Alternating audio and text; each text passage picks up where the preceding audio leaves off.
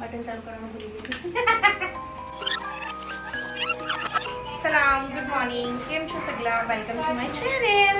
And આજે છે મારા હસબન્ડનું વરસ મતલબ કોકેટેડ બર્થડે. સો અમારા ત્યાં એમ છે કે જ્યારે પણ કોઈનું વરસ હોય તો અમે લોકો બનાવીએ છીએ એક સ્વીટ, અને એ સ્વીટનું નામ છે કંદૂરી. સો કંદૂરી એ છે કે જે બહોરા કોમ્યુનિટીની એક ફેમસ સ્વીટ છે. સો ચલો સાથે મળીને બનાવીએ કંદૂરી. તો અહીંયા બાજુ મેં એ લીધા છે એક બિગ બાઉલ સ્મોલવાળા રાઈસ. એને આપણે એક બિગવાળા તપેલામાં એડ કરીશું, અને આપણે એકદમ બિગ તપેલું લઈશું કેમ કે આ ફૂલશે ને તો એની જગ્યા જોઈશું. તો એના માટે આપણે પહેલેથી એક બિગ તપેલી લઈશું, અને પછી એમાં આપણે એડ કરીશું વોટર. મતલબ અત્યારે આપણે એક બિગવાળો છે, આ તમે જોઈ શકો છો એકદમ બિગવાળો છે ગ્લાસ, એ આપણે એડ કરીશું અને એને આપણે વોશ કરીશું. પહેલાં તો એકદમ ફાઇન રીતના એને વોશ કરી લઈશું.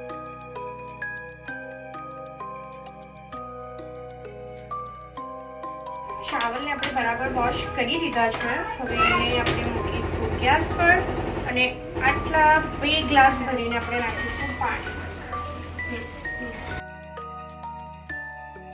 હવે આપણે 2 ફૂલ મોટા ગ્લાસ ભરીને પાણી નાખી દીધું છે. હવે એના માટે પાક્યા કરશે, અને પછી અગર પાણીની હજી પણ આપણને જરૂરત પડે છે બિકોઝ એને એકદમ સોફ્ટ કરવાનું છે તો અગેન આપણે પાણી એડ કરીશું. હવે પાકે છે ત્યાં સુધી આપણે બીજી પ્રિપરેશન કરી લઈએ.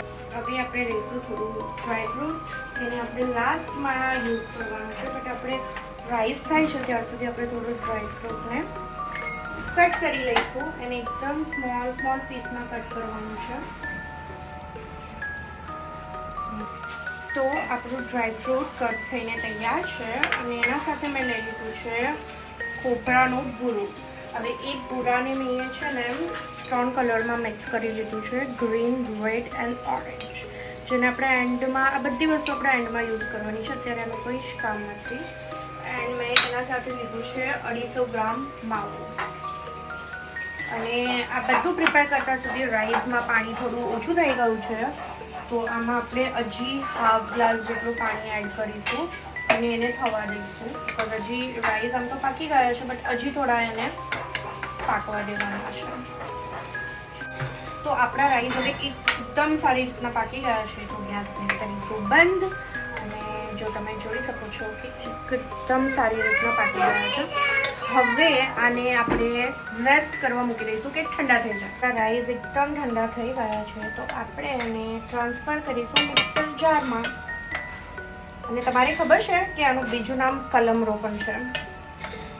મિક્સર જારમાં ટ્રાન્સફર કરીશું, થોડા રાઈસ કરીશું, અને મેં અહીંયા બાજુ લીધું છે થોડું ખાટું દહીં એડ કરીશ, અને એના સાથે જ થોડું ફીક્કું દહીં, મતલબ બંને દહીં એકસાથે મિક્સ કરવાના છે.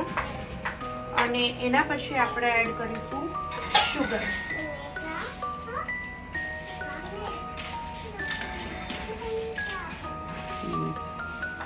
અને એના પછી એડ કરીશું મેં અહીંયા 500 ગ્રામ જે પહેલાં મેં તમારે કીધું કે મેં માવો લીધો છે, એ માવોને હવે આપણે અત્યારે એડ કરીશું. તો એ માવો પણ આપણે થોડું કરીને એડ કરીશું.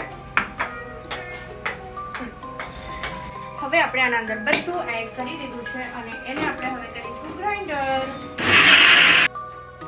હવે આ પરફેક્ટલી આપણું ગ્રાઇન્ડર થઈ ગયું છે. એને આપણે બીજી તપેલીમાં નીકાળી લઈશું, અને જે આ રીતના કર્યું છે સેમ આ જ રીતના આપણે બધું જ અગેન કરવાનું છે. હવે જે રીતના આપણે આ રાઈસ છે ને બનાવ્યા છે પાણીમાં, તો એને તમે લોકો દૂધ સાથે પણ બનાવી શકો છો, પણ માઇનસ પોઈન્ટ એ છે કે અગર તમે દૂધ સાથે બનાવશો ને તો શું થશે કે તમારું જે તમે આને બનાવીને પછી ફ્રીઝમાં મૂકશો ને તો એકદમ એ જાડું થઈ જશે અને સ્ટીકી થઈ જશે. અને જો પાણી સાથે તમે બનાવશો તો એવું કંઈ જ નહીં થાય. સેકન્ડ ડે સુધી બી એકદમ પતલું અને એકદમ સોફ્ટ રહેશે. સો ટ્રાય વિથ વોટર. બધું જ ગ્રાઇન્ડર થઈ ચૂક્યું છે, એને આપણે બરાબર મિક્સ કરીશું. બધું અલગ કરવું છે, તો એને આપણે મિક્સ કરવું પડશે થોડું. પરફેક્ટલી મિક્સ કરી લઈશું. મિક્સ કર્યા પછી આપણે ગાર્નિશિંગ બાઉલમાં કાઢીશું અને ગાર્નિશ કરીશું. હવે આપણે એનામાં ફર્સ્ટ એડ કરીશું પૂરું.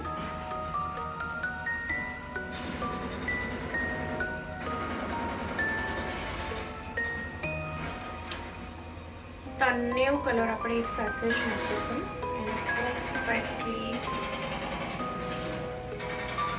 અને આમાં હજી તમે દાડમ પણ એડ કરી શકો છો, પણ મેં એ કરી નથી બિકોઝ દાડમ અમારા ઘરમાં કોઈને ભાવતી નથી, તો એડ નથી કરી મેં.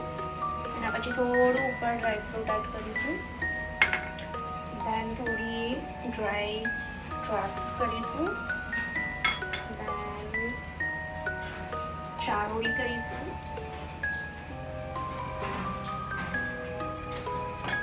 તો આપણી કંદૂરી ઓફ કલમરો રેડી છે. મારા ઘરમાં તો બધાને બહુ જ ભાવે છે કલમરો, તો મેં એ બનાવી પણ લીધું અને રેસીપી તમારા લોકો સાથે શેર પણ કરી દીધી. તો હવે તમે શાની વેઇટ કરો છો? જલ્દી તમે પણ આ રેસીપી ટ્રાય કરો અને ટેસ્ટી કલમરો બનાવો. Thank you for watching. Thank you everyone.